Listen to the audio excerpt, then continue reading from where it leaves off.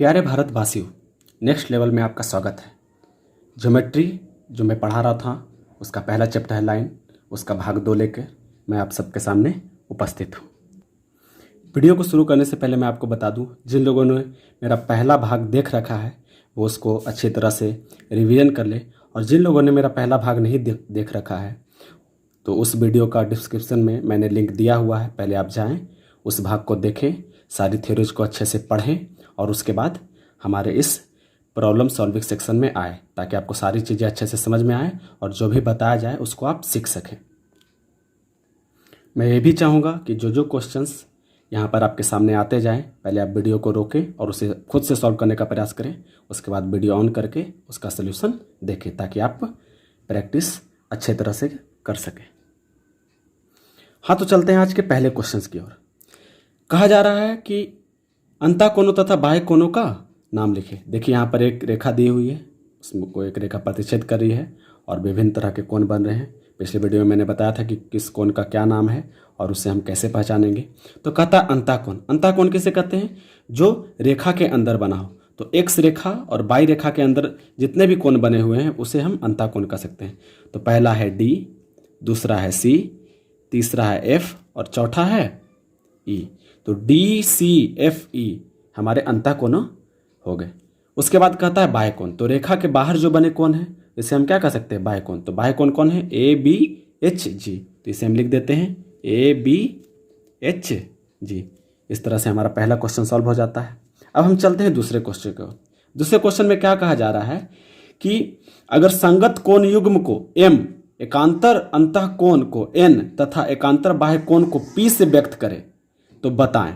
तो इसमें आपको कहा जा रहा है कि एक युग्म दिया हुआ है और उसको आपको पहचानना है कि वह संगत कोण का युग्म है, एकांतर अंतः कोण का युग्म है कि एकांतर बाह्य कोण का युग्म है, और सब का आपका एक डिनोशन चिन्ह दिया हुआ है, यानी खाली डब्बे में उस चिन्ह को आपको दर्शाना है। तो पहला क्वेश्चन आपका क्या है? D H. तो देखते हैं, यह है डी और यह है एच। तो ये इसमें से एक जो है डी वह लाइन के अंदर है और एक है जो एच वह लाइन के बाहर है। तो जिसने भी पहला वीडियो देखा होगा वो जानते हैं कि यह किसका युग्म है?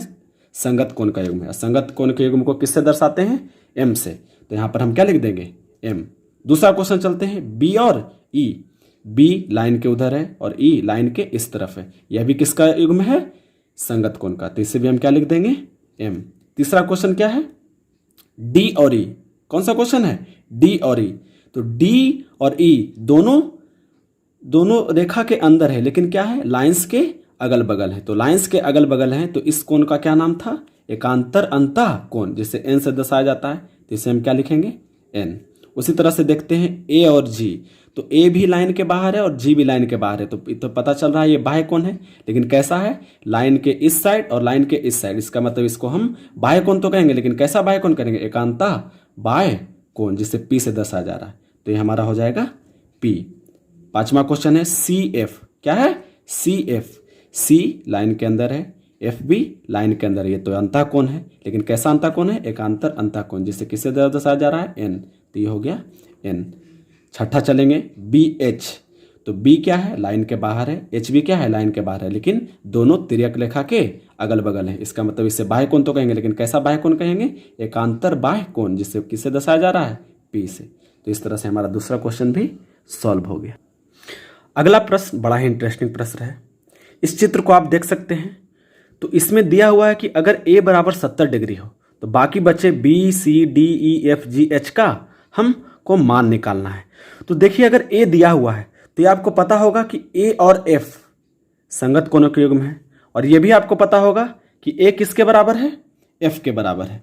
तो a अगर f के बराबर है तो a का मान 70 डिग्री है, तो हम कंफर्म पता लगा सकते हैं कि f का मान भी कितना होगा? 70 डिग्री होगा। अब देखिए, आपको f पता है तो f से आप दो कोणों का मान निकाल सकते हैं। पहला कोण कौन सा? क्योंकि आपको पता है कि f और c किसका? एकांतर अंतः कोणों के युग्म है। तो f किसके बराबर होगा? c का। अगर f 70 है, इसका मतलब c आपको क्या मिल जाता है? 70 डिग्री मिल जाता है। उसके बाद आपको यह भी पता होगा कि f और d किसका? एक ही ओर के अंतः कोण का मान है। तो यह भी आपको पता होगा कि एक ही ओर के अंतः कोण का योग किसके बराबर होता है? 180 डिग्री का। अगर आपको f का मान पता है 70 डिग्री, तो आप डी का मान आसानी से निकाल सकते हैं। यानी डी का मान आपको 180 में से अगर 70 घटाए तो कितना मिल जाता है? 110 डिग्री। उसी तरह से देखें, अगर आपको डी पता है तो डी का एकांतर कोण कौन सा है? ई। इसका मतलब डी बराबर ई है, तो आप ई का मान कितना लिख सकते हैं? 110। यानी इस तरह से हमें ई का भी मान पता चल गया। अगर तो उस तरह से हम देखते हैं, हमें ए का मान पता चल चुका है, हमें उसके बाद एफ का मान पता चल चुका है, एफ के बाद हमें सी का मान, सी के बाद डी का, और डी के बाद ई का मान पता चल चुका है। उसके बाद देखते हैं ई जो हमारा कोण है, तो ई और सी आपस में कौन सा युग्म बनाते हैं? एकांतर, एक ही ओर के अंतः कोण का युग्म बनाते हैं। लेकिन अब हमें ध्यान देना है क्या कि सी का मान तो हमें पता चल चुका है, इसीलिए इसको करने की कोई जरूरत नहीं है। उसके बाद देखते हैं ई और बी, ई और बी कौन सा कोण का युग्म है? अगर आप ध्यान दें, दिमाग पर जोर डालें, तो ई और बी एक एकांत संगत कोण का युग्म है। कौन सा युग्म है? संगत कोण का युग्म है। तो अगर ये संगत कोण का युग्म है तो ये दोनों आपस में क्या होंगे? बराबर होंगे। तो ई का मान 110 है, इसका मतलब बी का मान कितना हो सकता है? 110 डिग्री। कितना हो सकता है? 110 डिग्री। तो यहाँ पर हमें बी का भी मान पता चल गया। उसके बाद यहाँ देखिए, आपको पता है सी, सी का मान कितना दिया हुआ है? 70 डिग्री। तो क्या आप सी और जी पर ध्यान दे सकते हैं? सी और जी भी किसका? सी और जी भी हमारा संगत कोण का युग्म है। तो संगत कोण का युग्म है, इसका मतलब हमें पता है सी किसके बराबर होगा? जी का। तो अगर सी 70 डिग्री है तो जी का भी मान हमें कितना मिल जाएगा? 70 डिग्री मिल जाएगा। कितना डिग्री मिल जाएगा? 70 डिग्री। अब यहाँ पर विचार किया जाए तो डी और एच, तो डी और एच भी तो कौन सा युग्म है? डी और एच भी हमारा संगत कोण का ही युग्म है। तो डी और एच अगर संगत कोण का युग्म है तो डी किसके बराबर होगा? एच के। और डी आपने निकाल चुका है, कितना डिग्री है? 110 डिग्री। यानी एच का मान कितना हो जाएगा? 110 डिग्री। इसी तरह से अगर आपको एक कोण का भी मान पता है, तो अगर कोई दो समानांतर रेखा को एक तिर्यक रेखा प्रतिच्छेद करती है तो बाकी सारे एंगल्स आप पता कर सकते हैं जिस तरह से दिया हुआ था। तो यहाँ पर आप देख लीजिए, पी निकाल चुके हैं, आपने सी निकाल लिया, आपने डी निकाल लिया, आपने ई निकाल लिया, आपने एफ निकाल लिया। अब आपको चलना है जी की ओर। किसकी ओर? जी की ओर। तो आपको देखना है कि सी और जी आपस में किसका युग्म है? संगत कोणों का युग्म है। कौन सा युग्म है? संगत कोणों का युग्म। तो सी और जी तो हमने निकाल ही लिया है। सी बराबर क्या है? जी। तो जी का मान हमने यहाँ पर 70 डिग्री निकाल लिया। एच देखा जाए तो एच का मान हमने 110 डिग्री निकाल लिया। तो देखा, हमने इस कॉन्सेप्ट को पढ़ के कितनी आसानी से इस चीज़ों को आपस में बना लिया है, सॉल्व कर लिया है। तो मुझे आशा है कि ये क्वेश्चंस आपको समझ में आए होंगे। अब हम चलते हैं हमारे क्वेश्चन नंबर 4 की ओर। दिया गया है कि चित्र में यदि a माइनस बी बराबर 180 डिग्री, a माइनस बी बराबर 80 डिग्री हो तो a b का मान ज्ञात करें। तो अगर ध्यान से देखें तो आपको पता चलेगा कि यह एक रैखिक युग्म है। दोनों मिलकर आपस में संपूरक कोण बनाते हैं। तो अगर ये संपूरक कोण है या रैखिक युग्म है तो इन दोनों का मान आपको पता होगा कि a प्लस बी बराबर क्या होता है? 180 डिग्री होता है। और a माइनस बी बराबर 80 डिग्री आपको प्रश्न में दिया हुआ है। तो इसको अगर हम सॉल्व करें तो b और b आपस में कट जाता है, तो 2a बराबर क्या आ जाता है? 260 डिग्री। तो a का मान हमका निकल जाता है 130 डिग्री। अब किसी भी इक्वेशन में हम a का मान पुट करते हैं, जैसे a माइनस बी बराबर क्या है? 80 डिग्री है, तो इसमें हम a का मान रख देते हैं 130 माइनस बी बराबर 80 डिग्री। अब इसे हम सॉल्व करते हैं, b को 80 को इधर लाते हैं तो 130 माइनस 80 हो जाता है, और b को इधर ला देते हैं तो b इधर हो जाता है। 130 में से अगर 80 घटाया जाए तो हमें मिल जाता है 50। तो b का मान आ गया 50 और a का मान आ गया 130। तो इस तरह से हमें a और b का मान प्राप्त हो गया। ये क्वेश्चन सॉल्व हो गया। अब देखिए पांचवा क्वेश्चन बड़ा ही इंटरेस्टिंग क्वेश्चन है। कहता है कि यदि रैखिक युग्म का एक कोण न्यून कोण हो तो इसका दूसरा कोण क्या होगा? तो देखिए, रैखिक युग्म आपको पता होगा कि रैखिक युग्म दो कोणों से मिलकर बना होता है। मान लेते हैं रैखिक युग्म का पहला कोण a है, दूसरा कोण b है। तो इसके बारे में आपको पता ही होगा कि a प्लस बी बराबर कितना होता है? 180 डिग्री के बराबर होता है। लेकिन इसमें कहता है क्या कि रैखिक युग्म का एक कोण क्या हो? न्यून कोण। न्यून कोण किसे कहेंगे? जिसका मान 90 डिग्री से कम हो। तो मान लेते हैं कि एक कोई न्यून कोण है, 90 डिग्री से कम का कोई कोण मान लेते हैं 60 डिग्री, ठीक है? या 60 डिग्री भी मान सकते हैं, 60 डिग्री के बाद 70 डिग्री मान सकते हैं, 80 डिग्री भी मान सकते हैं। तो मान लिया ये तीनों कोण हमने मान लिया, ये तीनों कोण न्यून कोण है। a का मान 60, 70, 80 डालते हैं तो a प्लस बी में रखते हैं बारी बारी से। तो जैसे ही a प्लस बी में हम इसका मान रखते हैं तो हमें प्राप्त होता है a का मान अगर हम 60 रखें तो हमें b का मान क्या प्राप्त हो जाएगा? b का मान 120 डिग्री प्राप्त हो जाएगा। उसके बाद अगर a की जगह हम 70 रखते हैं, क्या रखते हैं? 70 रखते हैं, तो b की जगह हमें क्या प्राप्त हो जाएगा? 180 माइनस 70 इजकल टू 110 डिग्री। उसी तरह से ए का मान अगर हम 80 रखते हैं, क्या रखते हैं 80, तो बी का मान हमें क्या प्राप्त हो जाएगा 180 माइनस 80 इजकल टू 100। इसका मतलब देखते हैं कि ए का मान अगर न्यून कोण के रूप में रखा जाए तो बी का मान हमें क्या मिलता है 120, 110 और 100। ये सारे क्या हैं 90 डिग्री से बड़े कोण हैं। कैसे कोण हैं 90 डिग्री से बड़े, और जो कोण 90 डिग्री से बड़े होते हैं वे कौन से कोण कहलाते हैं अधिक कोण। तो हमें इसका आंसर क्या मिल गया कि अगर रैखिक युग्म का एक कोण न्यून कोण हो तो इसका दूसरा कोण कैसा कोण होगा अधिक कोण होगा। कैसा कोण होगा अधिक कोण होगा। अब हम चलते हैं अगले क्वेश्चन की ओर जो हमारे एग्जाम्स एसएससी सीजीएल 2012 में पूछा गया है। तो देखते हैं इसका सल्यूशन।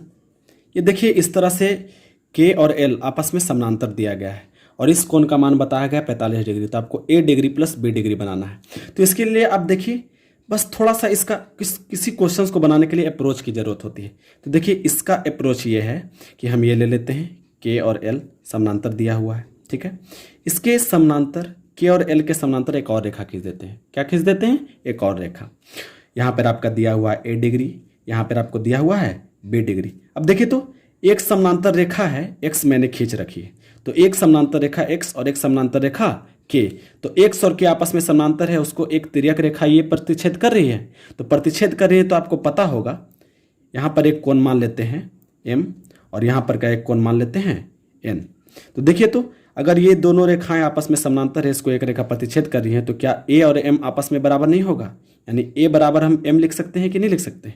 और उसी तरह से देखिए एक्स और एल आपस में क्या है समानांतर है। तो एक्स और एल अगर हमने आपस में समानांतर माना है और उसको एक तिर्यक रेखा प्रतिच्छेद करिए, तो क्या बी और एन एक एकांतर अंतःकोण का युग्म नहीं बनाएगा। और एकांतर अंतःकोण आपस में क्या होते हैं बराबर होते हैं। तो बी बराबर हम क्या लिख सकते हैं एन। अब यहाँ पर देखिए तो इसी कोण को ना हमने एम और एन में बांटा है। तो अगर एम प्लस एन बराबर कहा जाए तो क्या बनता है 45 डिग्री। लेकिन एम को हमने क्या माना है ए और एन को हमने क्या माना है बी। तो ए प्लस बी बराबर हमें क्या मिल गया 45 डिग्री। तो इस तरह से हमने तिर्यक रेखा की प्रॉपर्टीज यूज करके एक एग्जाम का क्वेश्चन बनाया।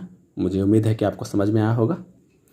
दूसरा क्वेश्चन जो एसएससी सीजीएल 2015 में पूछा गया है, कहता है कि उस कोण का माप क्या है जिसका संपूरक कोण इसके पूरक कोण के 3 गुना जितना बड़ा हो। तो आपको पता है, मान लिया वह कोण क्या है एक्स।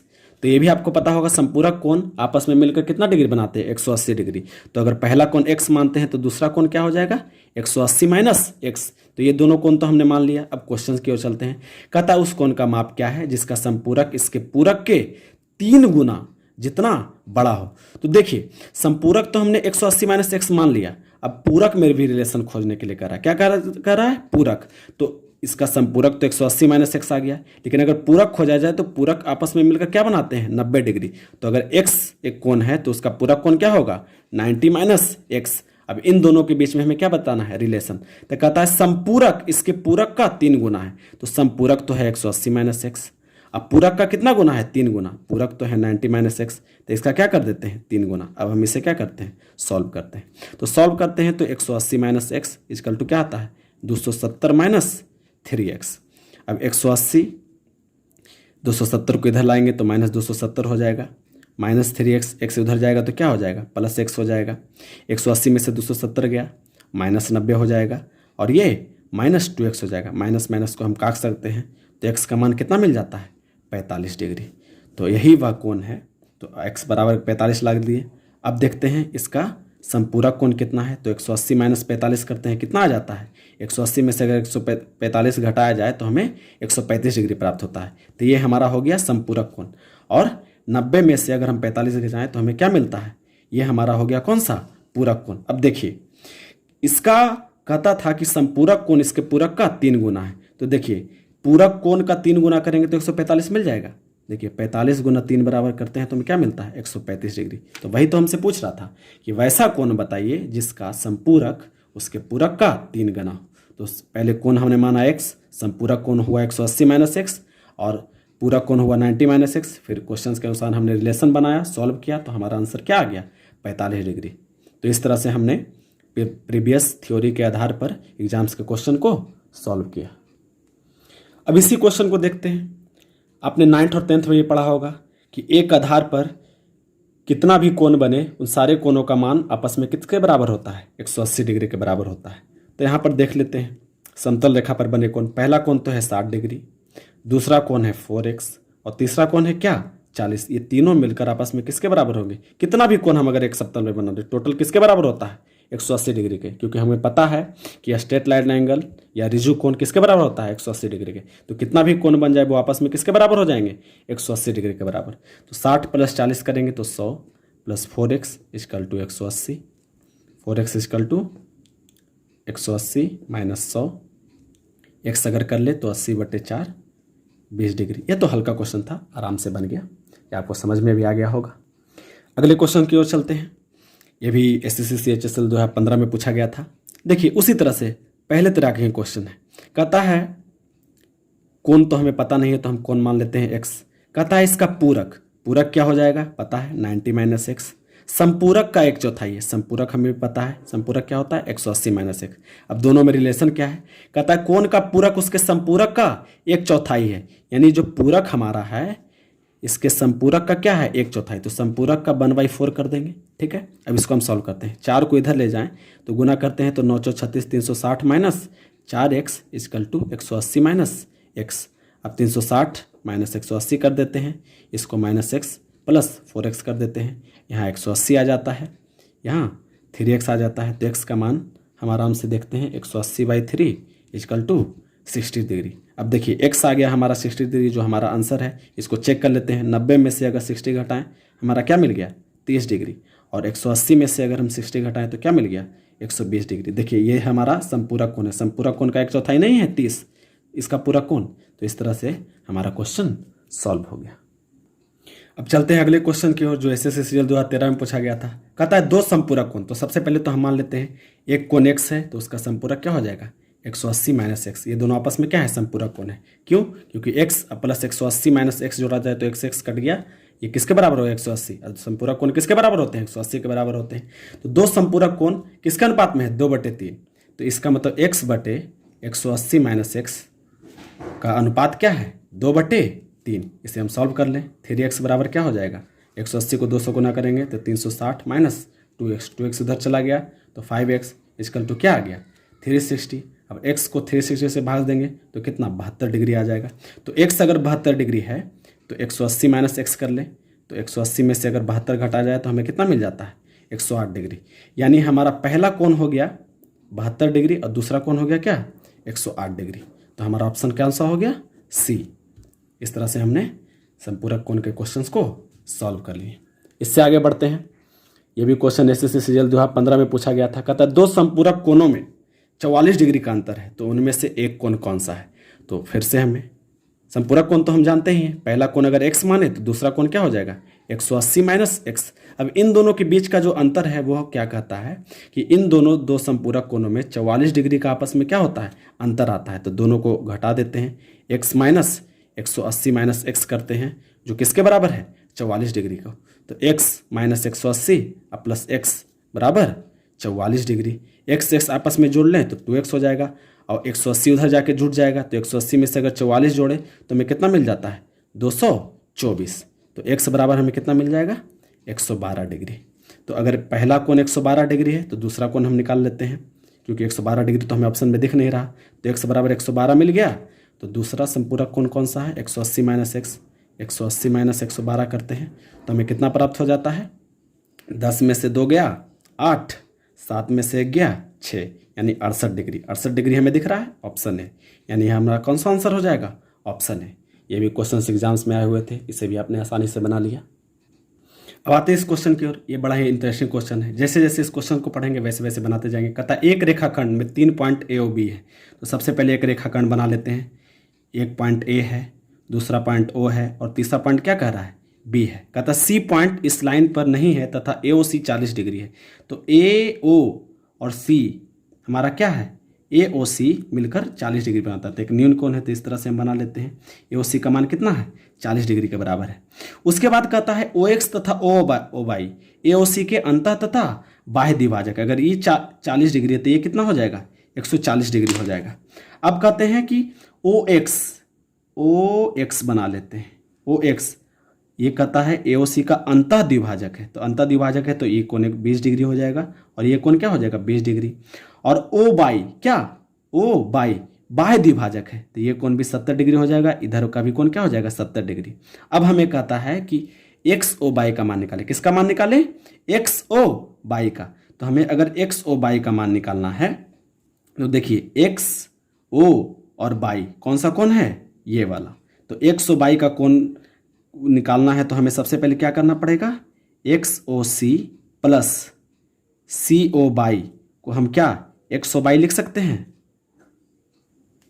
हमें पता है कि एक्स ओ सी कितना है 20 डिग्री और सी ओ बाई कितना है 70 degree equal to X O Y. तो एक्स ओ बाई का मान हमें कितना मिल गया 90 डिग्री। इसका मतलब ऑप्शन ए हमारा सही होगा। ऑप्शन ए कितना है 90 डिग्री। अब हम चलते हैं 13वें क्वेश्चन की ओर। चित्र में जैसे दिया गया है कि बीओसी का समद्विभाजक क्या है? ओपी और एओसी का समद्विभाजक क्या है? ओक्यू। तो आपको बताना है पीओक्यू का मान। तो देखिए अगर ओक्यू एओसी का समद्विभाजक है तो कोण एओक्यू बराबर कोण सीओक्यू बराबर एओसी बाई 2 लिखा जा सकता है। उसी तरह से कोण बीओपी प्लस बराबर कोण पीओसी बराबर बीओसी बाई 2 लिखा जा सकता है। अब हमें निकालना है कि पीओक्यू क्या होगा। तो पीओक्यू का निर्माण क्यूओसी प्लस पीओसी से मिलकर हो सकता है। देखिए पीओसी प्लस क्यूओसी को जोड़ दे तो कोण क्यूओपी का निर्माण हो जाएगा। यही तो हमसे पूछ रहा है। अब देखिए हमें पता नहीं है कि किसका मान क्या है, तो एओसी को हम मान लेते हैं एक्स। तो बीओसी एक रैखिक युग्म बन जाएगा, एओसी और बीओसी एक रैखिक युग्म नहीं बनेगा जिसका मान आपस में 180 डिग्री के बराबर होगा। तो अगर हमने एओसी को एक्स माना है तो कोण बीओसी 180 माइनस एक्स हो जाएगा।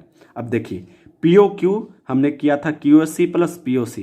तो देखिए तो क्यूओसी एओसी बाई 2 है, तो एओसी एक्स माना है तो क्यूओसी बराबर एक्स बटे 2 हो जाएगा।